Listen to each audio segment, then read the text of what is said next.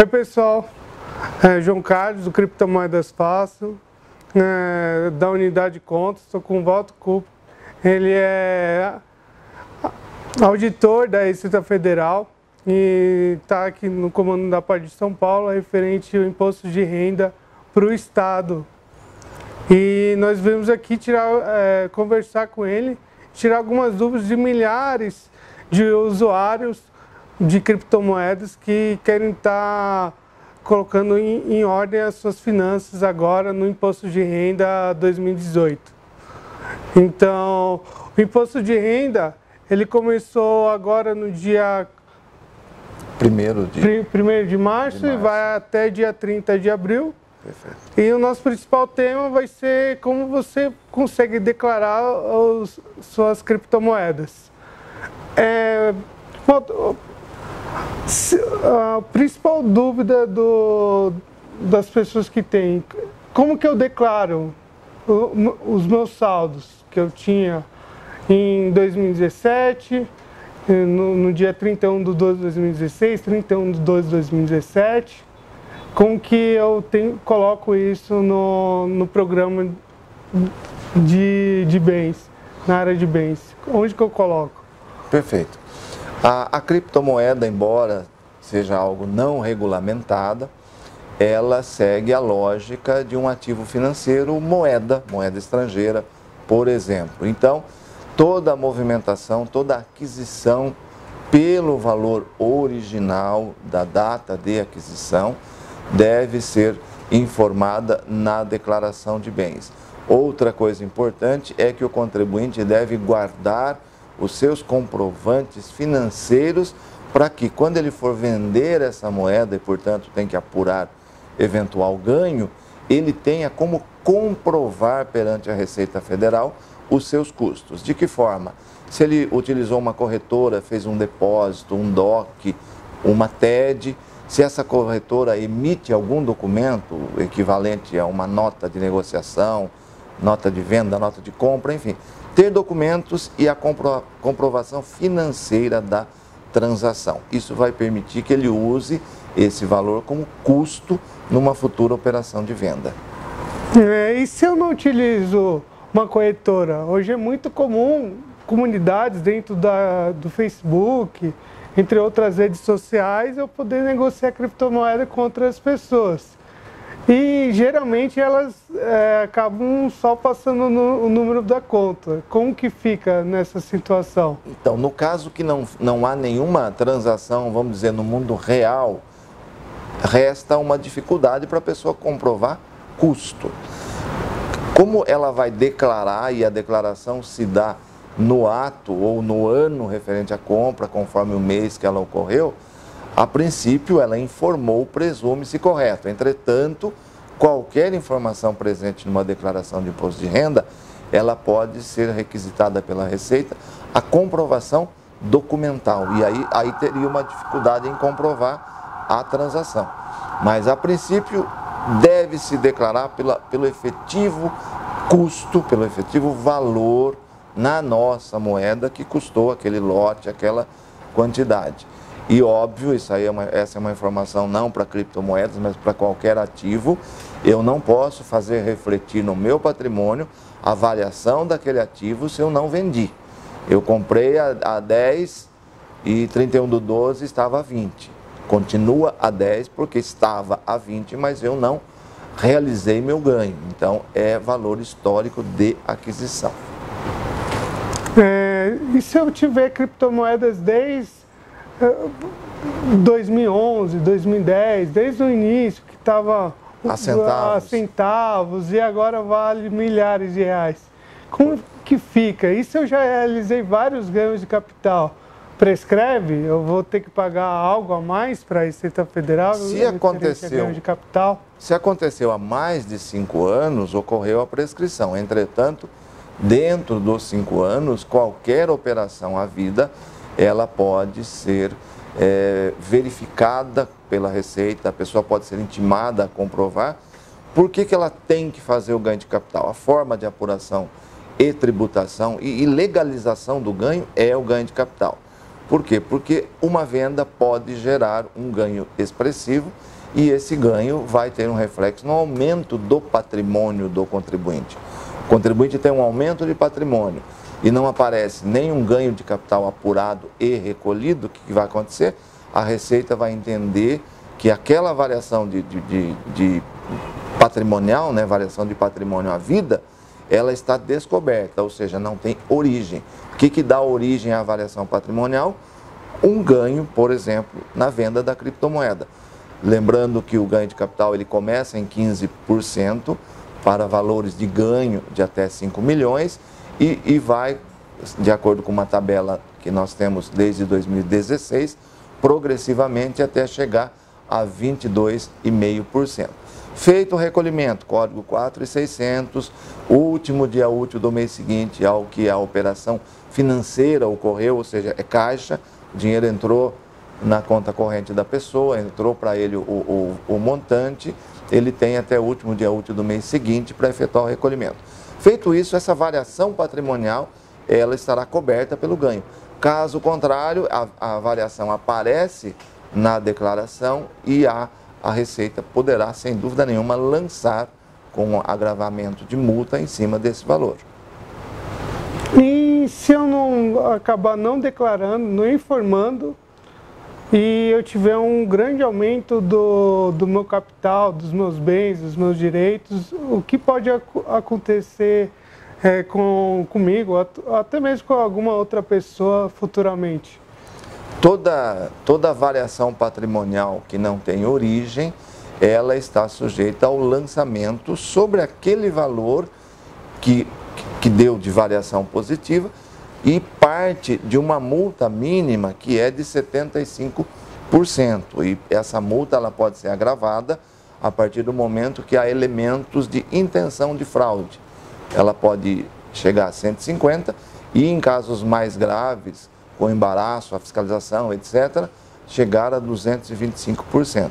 Então, há um acréscimo significativo quando o contribuinte deixa de cumprir a obrigação tributária e a Receita descobre essa omissão e lança. Neste caso, nós chamamos de patrimônio a descoberto ou insuficiência de caixa. Aparece um dinheiro, ainda que seja numa conta corrente, mas esse dinheiro não veio de um rendimento tributável ou não. A Receita lança esta diferença. Se eu minerar criptomoeda, como que eu faço, como que eu coloco no ganho de capital ou então no imposto de renda esse bem que eu tenho? Bom, no meu entendimento aí existem duas situações acontecendo simultaneamente. A mineração nada mais é do que uma recompensa que aquela pessoa recebe pelo, vamos colocar entre aspas, pelo trabalho que ela realiza. Aí ela recebe algumas unidades da moeda que ele está minerando. Então, no meu entendimento, esse recebimento do valor, ele se equipara a um rendimento do trabalho, rendimento do exterior, sujeito a carnê-leão. Então, ele calcula o carnê-leão, aquele rendimento estará dando cobertura para que ele lance a moeda recebida lá na sua declaração de bens. Então, a mineração gera dois lançamentos. Um, pelo recebimento do valor, que é um rendimento que vai ser tributável, e o outro, que é na declaração de bens, a moeda. Os valores devem ser os mesmos. Futuramente, se ele vender a moeda, aquela moeda entrou no patrimônio dele com um custo. Quando ele vender, a diferença positiva, se houver, aí sim vai ser objeto do ganho de capital. No ato da mineração, na minha interpretação, não está ocorrendo ganho de capital, está ocorrendo uma remuneração sem vínculo empregatício, que é o nosso conceito, mas uma remuneração equiparada ao trabalho. Então, se eu tiver uma atividade de mineração e ela me render menos que R$ 1.909,93, eu não preciso estar informando no carnê-leão? Exato. Não é bem que eu não preciso, porque o carnê-leão ele é anual. Perfeito? Então eu posso ter num mês abaixo do R$ 1.903,98, mas no outro mês ter acima. No final do ano, quando eu vou fechar minha declaração, eu trabalho sempre com 12 meses, mas naquele mês que eu passar de R$ 1.903,98, eu estou obrigado a preencher um DARF, código 0190, e recolher até o último dia útil do mês seguinte ao que aquele valor entrou no meu patrimônio. E se eu receber como doação, eu ganhei como um presente, eu preciso recolher TCMD? Essa é uma pergunta um pouco mais difícil, porque eu duvido também que o TCMD é um tributo estadual, que é esse CMD, é causa mortes e doação.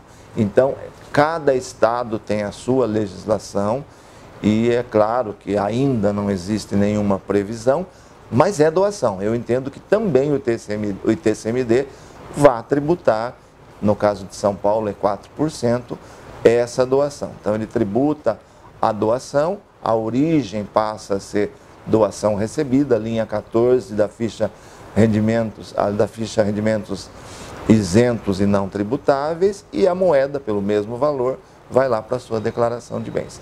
Na minha visão, também o ITCMD tributaria neste caso. Então, se eu ganhei uma quantidade razoável, eu recebi como doação, liquido a criptomoeda e pago 4% sobre... eu